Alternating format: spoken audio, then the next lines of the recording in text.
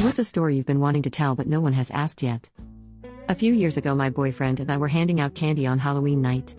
We were running low, so my boyfriend left to go buy more. A few minutes after he left the house, he called me and told me that a little kid with the best train costume ever would be coming to the door soon, but that he's Oliver and not Thomas the Tank Engine. The kid had been crying to his dad that everyone thought he was Thomas the Tank Engine.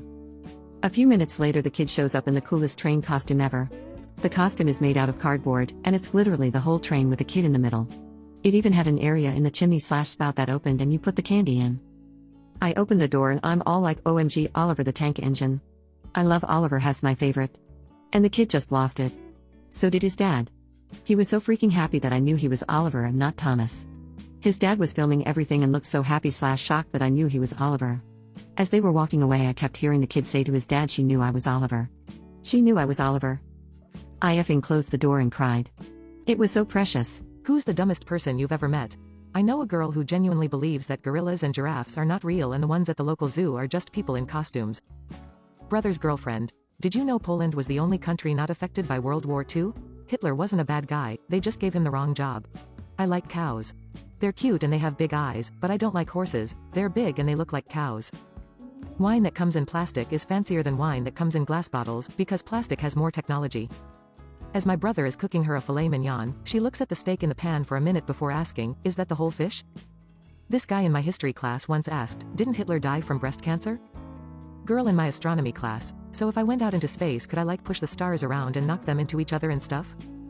Teacher, no, they are incredible massive objects girl, but they look so little.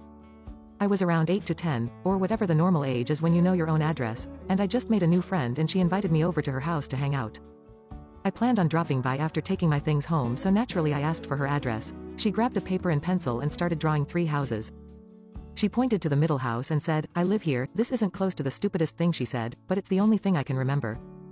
Girl at my high school admitted in class to pouring an entire jug of antifreeze on her windshield to melt the ice. A friend of mine back in 6th grade. Learned only natural-born citizens can become president of the United States. Says she can't become president as she was a C-section baby. I once worked with someone who asked me if they make air conditioners, why don't they make air shampoo? And was dead serious. What is the most disturbing fact you know of? 30% of people reported missing, and found dead, were killed by the person reporting them missing. Mummies weren't that rare until the Victorian British ate so many of them. When you're burning to death, your eyes melt out of your head before you die.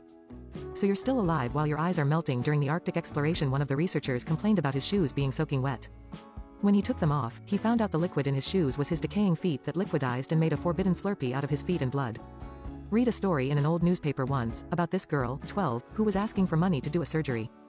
She was the only survivor of a shipwreck and lost a good chunk of her leg in it. That is why she needed the surgery, to be able to keep her leg from being amputated. The crazy thing is the motive for her leg to be amputated. During the rescue, she shouted for the rescuers to be careful pulling her up from the water because a fish had bitten her on the leg. It wasn't a fish, it was another little girl, 6 years old, unalive, still attached to her leg by the nails. During the late Roman Republic, one of the richest men in Rome, Marcus Licinius Crassus, used to own a team of firefighters. There was no dedicated firefighter service at the time. If your building was burning, he would offer to buy the building. If you agreed, he put out the fire. If not, his team of firefighters just left and let the building burn. There are billions, trillions, countless years behind your existence and ahead of your existence, but you're here right now in this micro, razor-thin point in time. Dogs like squeaky toys because it sounds like prey that's frightened or injured. In WW2 Imperial Japan, there was a research division called Unit 731. They performed terrible, horrific, disgusting experiments on captured prisoners of war, and viewed them as disgraces because they refused to unalive themselves rather than be captured.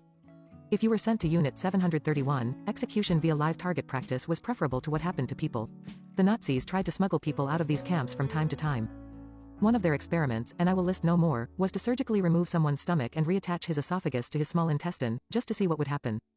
The war crimes committed there were absolutely atrocious, and of course, America swept it under the rug in exchange for the data they had collected.